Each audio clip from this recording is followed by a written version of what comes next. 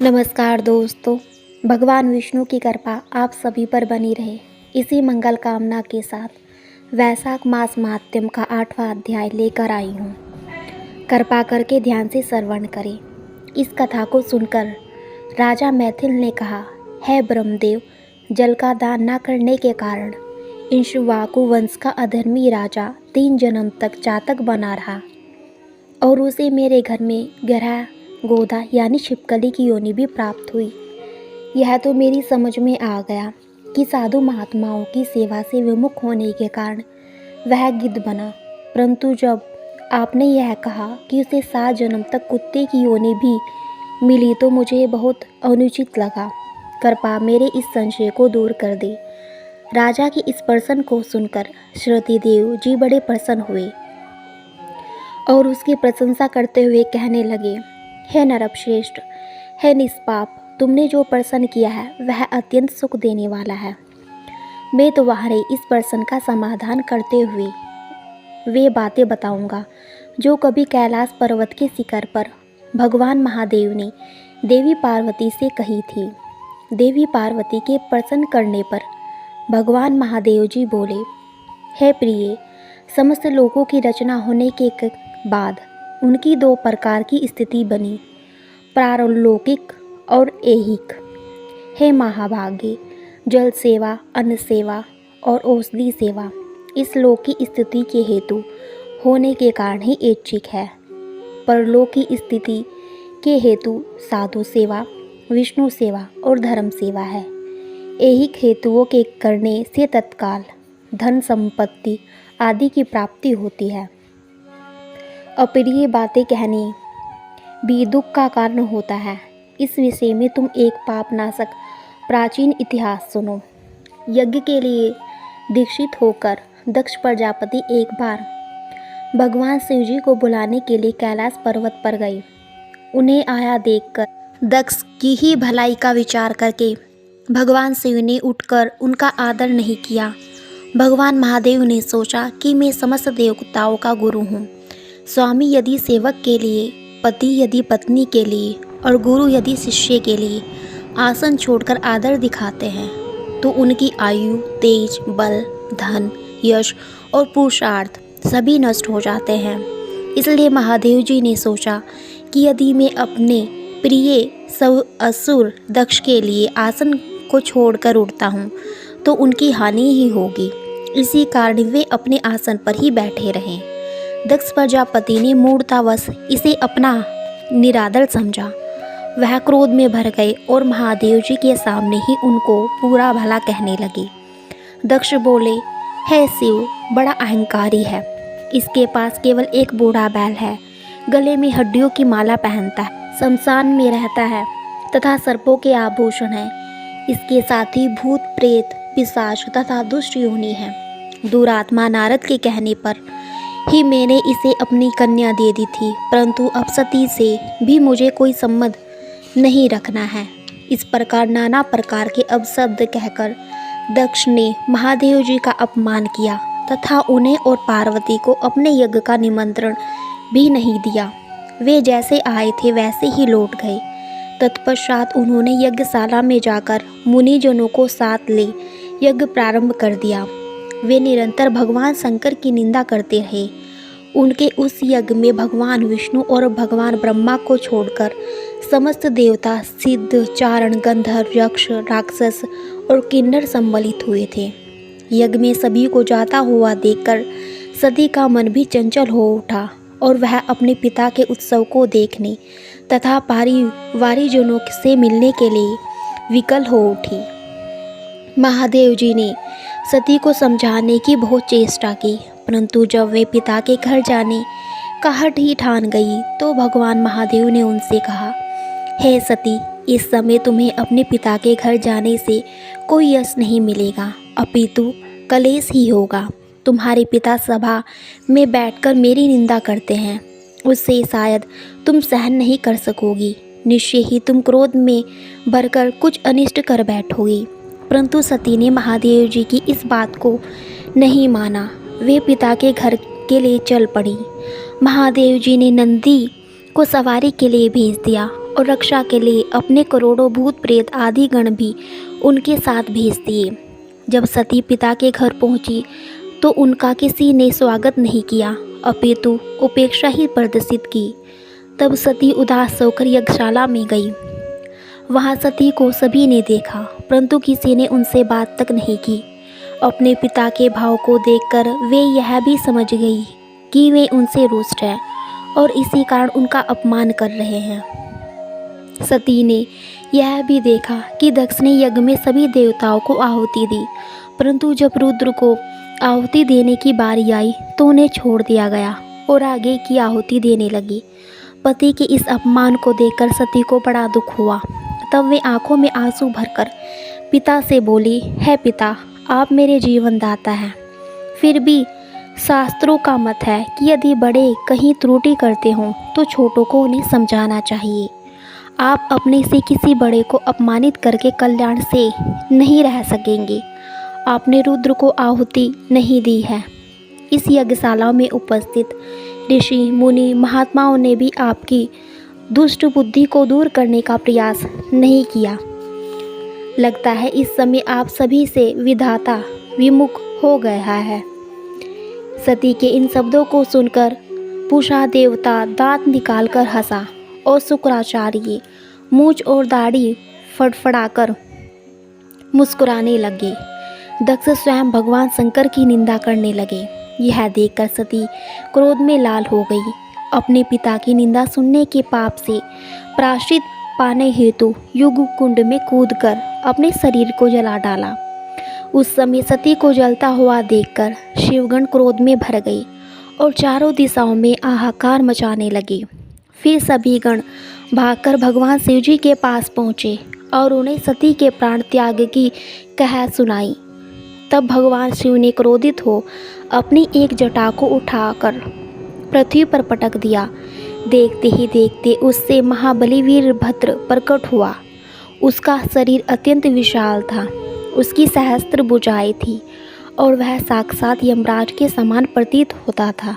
उसने हाथ जोड़कर भगवान शंकर जी से कहा, हे देव, आप मुझे आज्ञा दे कि मैं क्या करूं। तब भूत भावन भगवान शिव ने कहा, हे वीरभद्र, तुम भूत गणों को साथ लेकर दक्ष की यज्ञशाला को जाओ और उस नराधम दक्ष को नष्ट कर दो, जिसके कारण सती ने अपने शरीर को त्याग दिया है। भगवान महादेव की आज्ञा पाकर वीरभद्र शिवगुणों की विशाल सेना साथ लेकर दक्ष की यज्ञशाला में जाकर पहुंचा। वहां पहुंचते ही उसने यज्ञ को विध्वंस कर डाला। वहां जो भी देवता दैत्य मनुष्य आदि उपस्थित थे उन सबको मार मार कर यज्ञ कुंड में डाल दिया। पूषा के दांत उखाड़ डाले, भृगु की दाढ़ी मूछ नोच डाली और जिस देवता या मुनि ने जिस प्रकार सती का निरादर किया था उसकी वैसी ही गति की। फिर वीरभद्र ने दक्ष की चोटी पकड़कर उसे यज्ञशाला में चारों ओर घसीटते हुए बड़ी दारुण यातना पहुंचाई। तत्पश्चात दक्ष के उस सिर को, जिसकी रक्षा भृगु ने अपने मंत्र बल से करनी चाहिए थी, सभी के देखते देखते काटकर युग कुंड में डाल दिया गया तथा शेष लोगों अपने प्राण रक्षा के लिए वहां से भाग गए। इस प्रकार दक्ष यज्ञ को पूरी तरह से विध्वंस कर वीरभद्र भगवान शिव जी के पास कैलाश पर्वत पर लौट गए। जो लोग उस समय भाग गए थे वे भगवान ब्रह्मा जी के पास पहुँचे और उन्हें शिव गणों द्वारा यक्ष दक्ष के यज्ञ का विध्वंस होने की सारी कथा सुनाई। सब वृतांत सुनकर ब्रह्मा जी बोले, भगवान महादेव जी समस्त देवताओं के पूज्य हैं। दक्ष ने गर्व के वशीभूत होकर उनका जो अपमान किया है उसका उसे दंड मिल चुका है। अब हम सबको चलकर भगवान शंकर जी का क्रोध शांत करना चाहिए, अन्यथा निश्चित ही प्रलय हो जाएगी। सर्व समर्थ भगवान शिव से क्रोध करके कैसे जीवित रहा जा सकता है। इसलिए तुम लोग मेरी बात मानकर भगवान शिव की शरण में चलो। तब ब्रह्मा जी को आगे करके सभी देवता कैलाश पर्वत पर जा पहुँचे। वहाँ सबने प्रार्थना करते हुए कहा, हे देवादिदेव महादेव, आप समस्त देवताओं पर पूजित हैं। आप ही समस्त सृष्टि के पालक और संहारक हैं। आपकी माया अपरंपार है। बड़े बड़े ऋषि मुनि देवता तक भी उसे नहीं जानते। आप सर्वसमर्थ हैं। आप हमें अज्ञानी जानकर क्षमा करें। हे महादेव, हम आपकी शरण में आए हैं। देवताओं की इस प्रार्थना को सुनकर भगवान शिव का क्रोध शांत हो गया। तब ब्रह्मा जी के समझाने पर भगवान शिव ने सभी को अभय प्रदान किया और यज्ञ मर्यादा की रक्षा करने के लिए स्वयं सभी देवताओं को साथ लेकर यज्ञशाला में जा पहुँचे। वहाँ उन्होंने अपने गणों द्वारा मारे गए लोगों को जीवन दान दिया। दक्ष का सिर जो कि अग्नि में जल गया था, इस कारण उसे जीवित करने की इच्छा से महादेव जी ने बलि के लिए लाए गए एक बकरे का सिर काटकर दक्ष के धड़ पर रख दिया। तब पुनः जीवित हुए दक्ष ने भगवान शिव को प्रसन्न करने के लिए प्रार्थना की। बकरे का मुख होने के कारण बम बम मात्र ही कह सका। उस शब्द को सुनकर भगवान शिव प्रसन्न हुए। उसी समय से भगवान शिव को प्रसन्न करने के लिए बम बम शब्द का प्रयोग किया जाता है। इस तरह सभी का कल्याण करके भगवान शिव ने अपनी उपस्थिति में ही दक्ष के उस यज्ञ को पूर्ण कराया। यज्ञ के समाप्त होने पर जब सब देवता अपने अपने घर को चले गए, तब भगवान शिव नैष्ठिक व्रत धारण करके गंगा जी के तट पर स्थित एक पुतराग वृक्ष के नीचे तपस्या करने लगे। उधर दक्ष कन्या सती ने गिरिराज हिमालय की पत्नी मेनका के गर्भ से पार्वती के रूप में जन्म ले लिया। वह कन्या धीरे धीरे हिमाचल के यहाँ बढ़ने लगी। उसी समय तारकासुर नामक एक महाबली दैत्य ने जन्म लेकर ब्रह्मा जी को प्रसन्न करने की इच्छा से घोर तप किया। उसकी तपस्या से प्रसन्न होकर ब्रह्मा जी ने उसे यह वरदान दिया कि तुझे महादेव जी का पुत्र ही मार सकेगा। संसार में अन्य कोई देवता नहीं, दैत्य अथवा मनुष्य नहीं मार सकता। इस वरदान को पाकर वह राक्षस बड़ा प्रसन्न हुआ और देवताओं को सताने लगा। उसने इंद्र को स्वर्ग से मार भगाया तथा स्वयं इंद्र बनकर स्वर्ग का सुख भोगने लगा। तब इंद्र सहित सभी देवता कांतिहीन होकर भगवान ब्रह्मा जी के पास गए और बोले, हे प्रभु, आपके दिए गए वर को प्राप्त कर तारकासुर महापराक्रमी हो गया है। उसने हम सभी को त्रस्त व्यस्त करके भगा दिया है तथा हम लोग उसके भय से अपने अपने स्थान से विमुख होकर छिप रहे हैं। उस समय ब्रह्मा जी ने उन्हें समझाते हुए कहा, हे देवताओं, यदि तुम तारकासुर से मुक्ति पाना चाहते हो तो मेरी बात को ध्यान से सुनो। ब्रह्मा जी ने कहा, भगवान शिव जी की भार्या सती ने हिमाचल के घर पार्वती के घर में जन्म ग्रहण किया है। भगवान शिव जी बहुत समय से तपस्या कर रहे हैं। तुम लोग कोई ऐसा उपाय करो जिससे भगवान शिव की समाधि भंग हो जाए और वे पार्वती से विवाह कर लें। जब तक भगवान शिव का पार्वती से विवाह नहीं होता, तुम्हारी दशा में सुधार नहीं हो सकेगा, यह निश्चित है। तब देवराज इंद्र ने भगवान ब्रह्मा की बात को मानकर देवगुरु बृहस्पति से सलाह करके नारद जी को हिमाचल के पास भेजा। नारद जी ने जाकर हिमालय को पार्वती के पूर्व जन्म का वृतांत सुनाया और कहा, हे राजन, तुम्हारी कन्या पूर्व जन्म में दक्ष कन्या सती थी। इसका विवाह भगवान महादेव के साथ करो, तभी सबका कल्याण होगा। फिर इंद्र ने कामदेव को बुलाकर उसे भगवान शिव की समाधि भंग करने का आदेश दिया।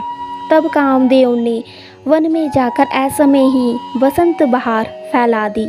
जब पार्वती जी ने महादेव जी का पूजन करने वन में गई तो उसने काम बाण चलाकर भगवान शिव की तपस्या को खंडित कर दिया। समाधि भंग होने पर जब शिव जी ने पार्वती को अपने सामने देखा तो वे अपने उन पर मोहित हो गए और उन्हें गोदी में बैठाकर कुछ कहने लगे। तभी उचित अवसर जानकर कामदेव ने एक तीक्ष्ण बाण चलाया और जिसके लगते ही भगवान शिव जी का चित्त चंचल होने लगा।